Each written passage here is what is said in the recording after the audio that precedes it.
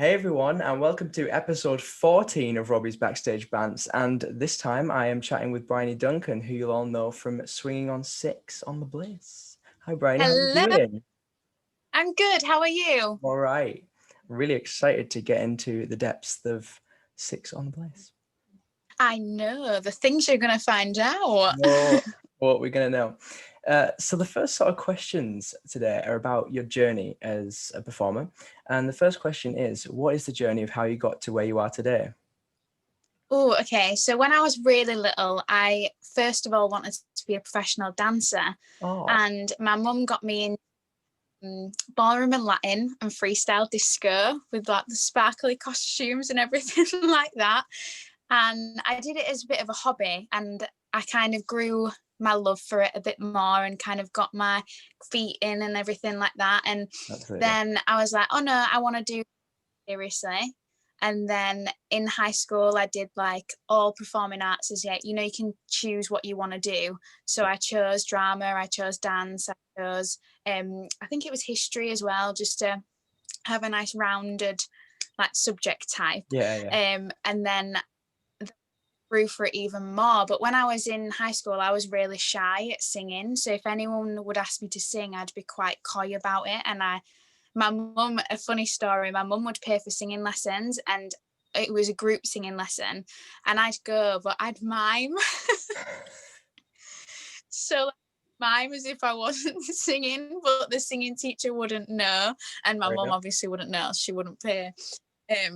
And yeah, so I was really shy, and then I kind of took the plunge and was like, no, I really want to do it seriously. So then I auditioned for uni and college, and then that's where I kind of found my feet and found like my love for all three disciplines. And then since then, my teacher was Jean Valjean in the West End, Wow. so that kind of like my interest in the theatre world and the industry, and because he was so inspiring to me, I kind of wanted to aim that high. So then ever since then, I've kind of just wanted to push and push and push. So yeah, and here Yeah. I am now. And here she is, just sitting here on Zoom, back in lockdown too. I know, in a jumper. Me too. But I've come branded. You got to do something. Yes. Got to run that. So now we're just gonna jump into a little chat about your career. So that is a little show that's sort of not really done much, but six is that what it's called now? Is Yeah, yeah. I got 6 girls in it. Yeah. oh yeah. Yeah, all right. That makes a bit more sense now. It's a bit. So, obviously, first thing is you were cast in the show. How did that happen?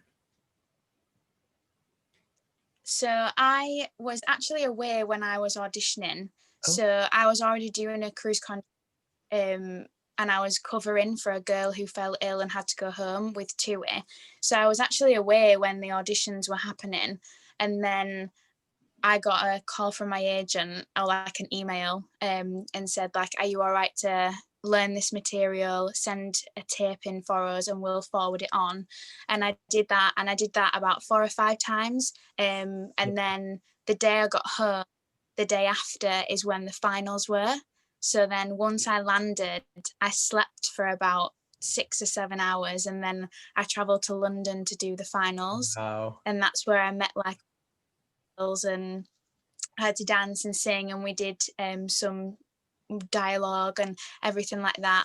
It was quite intimate, but it was really lovely. Like the whole audition process was so nice, and it's such a safe space. The Pearsons are amazing.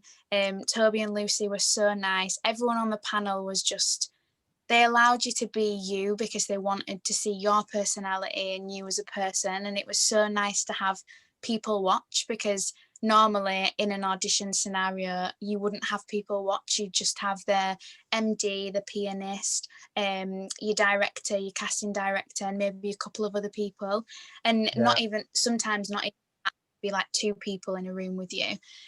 So it was nice to have like the girls sat watching, because they were just throwing positive Yeah. vibes at you, and you could just embrace it, and you felt so safe to try a riff out, or take on the feedback that they gave you and maybe do it bigger and or like try different things that you wouldn't normally because you were nervous. Like an audience as well, which is nice. Yeah, it was really nice, and everyone clapped after every single person performing. Everyone was just like, oh. Yeah, it was nice. I've heard a lot that the auditions are some of the best for sixth, and so good. Like because I've auditioned for the show twice. The first time I auditioned for the show, we did like a catwalk thing, and the room, like the girls were just howling and wolf whistling at each other and whooping at each other and cheering for each other, and I was just like, this is what auditions should be like. Every show, even The Lion King, just yeah. So that sounds like a lot more fun than what a normal audition. So then for your audition, obviously you were then cast as so who did you go up for in the audition? Who were you put up for? So I auditioned for Howard, I auditioned for Seymour, and I auditioned for Berlin. Oh, that's convenient. Yeah. Originally it was just Seymour, and then I got called in for Howard, and then because I'd auditioned before with Berlin, they wanted to see that again, so I ended up doing that again. But yeah. And then you went on and got all three smashed.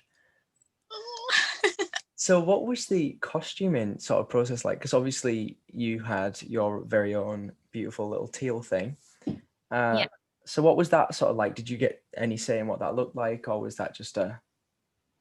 It was so exciting, and I have no idea how they did it. Like, the whole costume department is insane.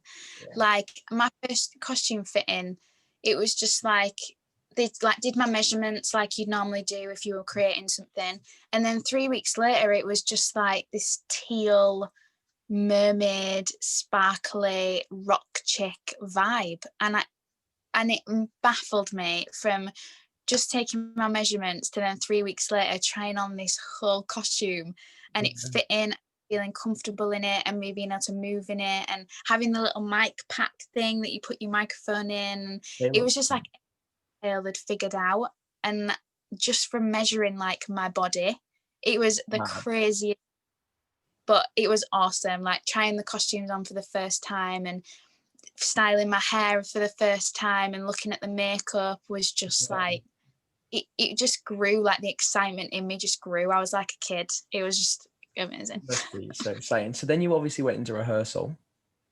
Yeah. So how often did you get to rehearse then? Because obviously a lot of it will have just been obviously the 6 girls doing it, but how often did you get to step in?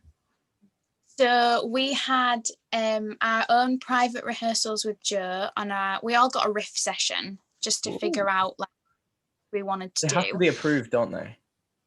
Yeah. So we all got a riff session, and we did our thing, and then we had one run through of each queen. So me and Nat had one through. I think I did Howard and Berlin, and she did Cleves and Aragon. And we had one complete run through of the show with the other girls in the rehearsal room. And then when we got on the ship, we could do more like certain scenes or certain numbers, or we could have the in-ears in, or we could sing without them and notice the difference and stuff like that. So the rehearsal room was more of us like taking notes, taking videos. No. We could ask if we wanted though. We spent loads of time with the queens. When they had their one-to-ones, we were in with them. So we were shadowing them, but we weren't at the same time. Yeah. If that makes sense. You're shadowing them, but you also had then your own things that you had to do and sort of for that. Yeah. Because obviously you'd be shadowing 3 people. Yeah. We felt very much safe that by the end of the process we'd know what we were doing. Yeah. So which was nice. Cope with swinging? Do you make maps, or do you just mentally go for it, or it's that how did you? Oh, I do a bit of everything. So when I'm learning it, I have to focus on one person. But then once the choreography or the song is like in my body and in my mind and I know what I'm doing, then I can kind of move on to filming things. So like I'm very much a video person. Absolutely everything from the back of the girls, the front of the girls, and like a top view, so I could see on top of where they were going as How did you well. get up there? So like in the rehearsal room, you know where the band sit? Yeah. I would stand on there and just film like from Film. all I'd get be like my camera would go everywhere with me. I'd be like, smile girls. But yeah, so I was a massive person who filmed and writ everything down. So I kind of did all three just in case like I couldn't remember, so I could look at my notes, or if God forbid a video got deleted, then I could then look at something else, you know. So I was very much like had my backups. But for me, videoing everything was a godsend. Yeah, I bet. Because then you can just sort of go back, watch, see you need to follow that, like for like just before the show, or whatever you can see. Yeah, definitely. What are your Definitely. favorite memories then from being on the ship, from being with the girls, being in the show? Okay, so a rehearsal, one of my favorite rehearsal memories is when we first started. So all 6 girls were lined up in the middle of the room, and Mel came over to Candy because she does the divorced, and she did the action, and then the sense of the room was just like, oh my God, it's happening. We were like so excited, you know, because we all love the show as well. So to be doing it, we were like, this is happening. Like, this is what? Like, rehearsal, definitely that one. When I was there, I'd say every time I made a debut, Yeah. every time Natalie made a debut was also amazing. Yeah.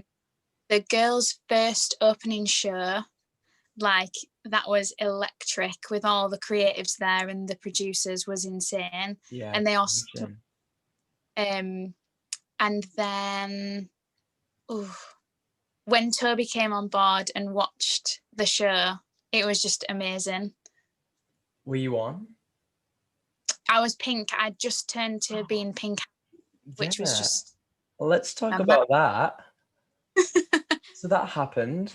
You just yeah. became Howard, as you do.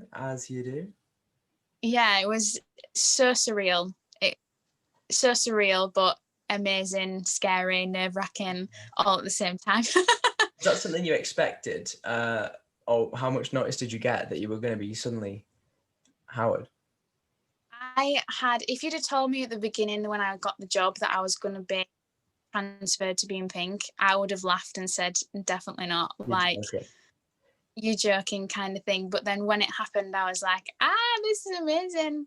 Yeah, I bet. Because obviously we need Alicia over here now, because you know, we had a little bit of illness on the UK tour, so that just moved straight up to Howard.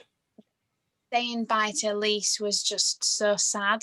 So it was really bittersweet for me, like saying bye to and getting to be pink. It was just so bittersweet for me. Yeah, I can imagine. Because obviously, much as you're getting to go in and be Howard, then you're saying goodbye to a friend. So yeah, but she smashed it. I mean, she was doing her thing in the West End and on tour, and yes, girl, absolute star. Yeah, absolutely. So was there any onstage mishaps that happened on your production? So we had a lot of we dropped the microphones quite a bit. I can only imagine. What else? There was a big extractor fan that went off in the middle of a performance. So I think I was covering for Howard at the time, and I was singing All You Want to Do, and this massive extractor fan was going off. So that was just a strange experience. And then stumbling over lines, like I said, and your songs really helped to that. I couldn't get the word convey out of my mouth. It just wouldn't come out. Which is funny because after that, I had to go roast the queens. Yeah. So then, honestly, I don't know how I did that without laughing, because I could see behind their eyeballs that they were laughing inside. Yeah. I was like, I know you, but I've got to roast you. I've got to. Yeah. They could have turned around and roasted you and said, yeah, well, how come we couldn't say conveyed, huh? Yeah. But backstage, like, we always laughed if something went wrong, or if like the line, or something was missing, or a rough didn't go on and stuff like that. Like, it's all Heard Sophie had really, quite a few problems with her roughs. yeah. It's a fast transaction though, very Yeah, fast. it is. It is. So what was your favorite song to perform then? Ooh, it's got to be Don't Lose Your Head. Yeah. The rock out at the end and just having all the fun. Yeah, definitely. Fun. That's the main thing about Don't Lose Your Head, the fun in that Yeah. song. It's and it's a tune. I mean, it's an absolute banger. Oh yeah. Was Howard quite vocally challenging then? Did you find that very difficult, or was it just come easy to you? Yeah, I think they're all vocally challenging. I think they all are insane in their own right, if that makes sense. So I think if I covered any of the tracks, I would find it different. I'd find it difficult, but in different ways. Oh yeah, absolutely. Because obviously Seymour's got the whistle notes, you know. Yeah. So I Everyone's think got their their little thing, but they're all sensational in their own right. incredible. And how you managed to do 3 of them, I will never know. It's mad. So I think we could possibly move on to the 5 fans questions now. So Okay. I think this question would quite suit us in this moment. Trevor's asked, if you forget a line on stage, what do you do? Hi, Trevor. I kind of just see what comes out of my mouth. Yeah.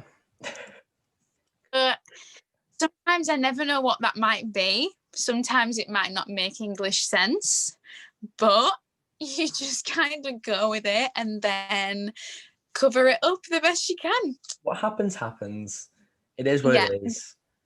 And the girls have your back as well. So like if you drop a line or you forget a line, like one of the other girls would come straight in. So you wouldn't be there like, save me, you know. I mean, the hardest part for you is that you've got 3 of them on the brain. Mm. Did you ever say the line at the same time as anyone else because you got mixed up or anything? Has that ever happened? In rehearsals, all the time. So say if I was doing Berlin, we were having a cover run for Berlin, and then the next day I was doing a cover run for Seymour. In the opening chat, I'd be just saying everyone's lines. I mean, at least you knew them. Just turns into a one-woman show. Yeah, sounds like a plan. Yeah. So the next question is from C, and C has asked, what was the best and worst part about ship life? Oh, the best part I would say is waking up in a different place. Oh. And meeting people I would never ever dream of meeting. So people from Brazil, people from the Philippines, people from Asia, people from like all over the world, everywhere you can possibly and understanding their way of life and understanding their different languages and learning some of the languages that they speak, like stuff like I would never ever say I'm going to Brazil. So then to meet loads of Brazilians and be able to get to know them and have that companionship with them is amazing. So definitely seeing the world, meeting people from around different places in the world. And then I'd say the worst thing about living on a ship is being away from home that long. Yeah. Not being able to just pick up the phone and be like, Mom, I miss you, or friends, I miss you, or you know, and the time frame probably for me was the difference. So like if I wanted to message my mum, for example, when I was in New York or the Caribbean, the Caribbean, like I'd be going to sleep and she'd be waking up. Yeah. So then we that much time to tell, like I won't tell her about the day or what I'd been doing and vice versa. So that's probably the things. But you know, and not days and all good food, obviously. Then again, you know, you did get, you know, there's always positives and negatives to everything. So it's 100%. And I'm sure the negatives never did weigh you down when you're on there because it sounds like an enjoyable experience as well. 100%. So a question from Emily now: will you re-audition for 6? Ooh, Is she coming back? I'd love to, but have no idea. That's the honest answer. Get yourself on the UK tour. And a question from Georgia. If you could wear another Queen's costume, which would it be? Oh, but I like them all. The age-old question. These questions are actually so hard because I actually love all the costumes. Yeah. I would have to say Pa, because I'm in my everyday life, I like a high-waisted trouser. So I would have to go Pa. And those puffy sleeves are super cute. Sleeves. Yeah, definitely. Yes. And the last fan's question is from Lily, and Lily has asked, go-to Holbein move? Wow, that is extreme. I love that question. I love that question as well. I'm going to start putting that in even when people don't ask it. It's quite a lot of fun. So now we're through with the fans' questions. It's time for a quiz on how well you know Six. Oh gosh. Right. It sort of goes easy to hard as you go down. Okay. So I apologize if I get any of these wrong. tell you what, just so we know your score at the end. It's only 5 questions, so you should be fine. Oh, okay. But I'll mark them off in a purple pen. See? On brand. It means business when I'm completely on brand, head to toe. Right. Your first question is, how many songs are in the cast recording?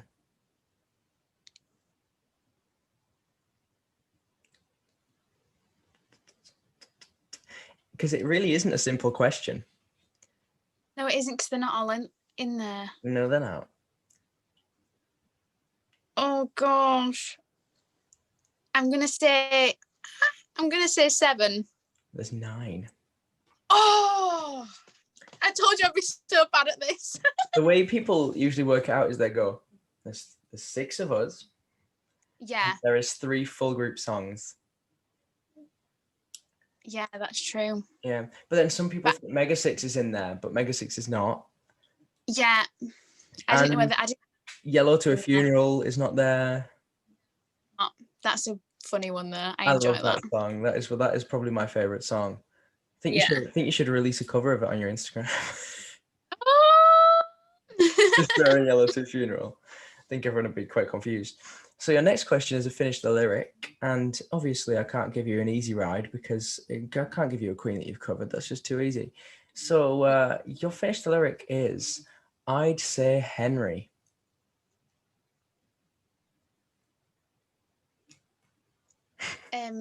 It's Pa's song. It is. Yeah, it's true. I'll never be over you. Yeah. Is that right? Yes, it is. And now we all know that you should go and cover or play a part. The third question is who speaks the line? Now, this one should be incredibly easy for you. Okay. Who speaks the line, I can see it now, Henry VIII and his famous 4 wives? Howard. Yes. Just a Holbein scene. I love that scene. It's so funny. That is my favorite thing in the whole wide world. Yeah. Question 4. Where was Six first performed? Edinburgh Fringe Festival. Yes. She's getting there. Yes. You've got them all right so far. Now this one is the one where everyone goes wrong. Okay.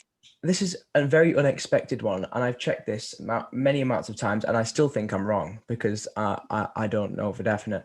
But I'm pretty sure because I keep checking it. According to the cast recording, which Queen has the shortest solo song? Now, I'll give you a clue. It is not I Don't Need Your Love, which is the first one everyone goes for. Yeah. And it's not what you'd expect. It is literally by a matter of about 3 seconds. Ooh.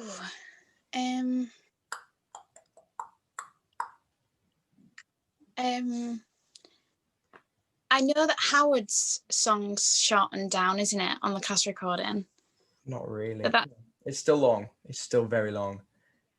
That's still probably going to be long.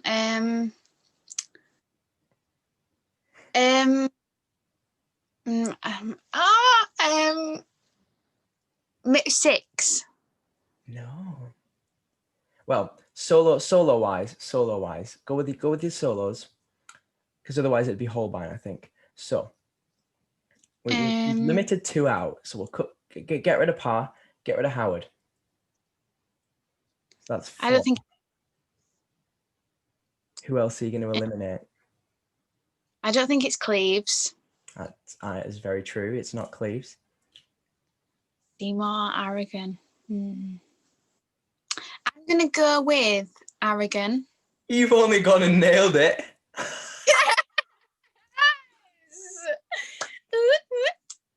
I think that is the first time that has happened. Well, I'm not definitely sure, but I'm pretty sure. And there you go, a solid 5 out of 5 on my sheet right there. Nailed it. For you. I You was know so. what?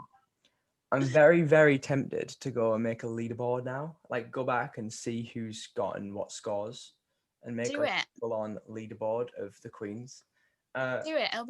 I'll do it. You'll see that on my Instagram soon. So now all that I've got left to do is remind everyone that we are trying to raise a little bit of money for Acting for Others. So anything anyone can donate, slide down to the description and just drop whatever you can, because it's a very tough time at the moment. I know a lot of people don't have a lot of money, and these performers are out of work too, as you can only imagine, because no one can go to the theatre. So obviously we need a bit of money donating to them. Another thing, to check my social medias, which will all be in the description before my green screen decides to stop working. In the description, which you'll find out who's coming up next. I mean, don't ask me because I haven't organised it yet, but by the time this goes out, it'll be there. Yes. And make sure you leave a subscribe, because then you'll see all the interviews when they come out.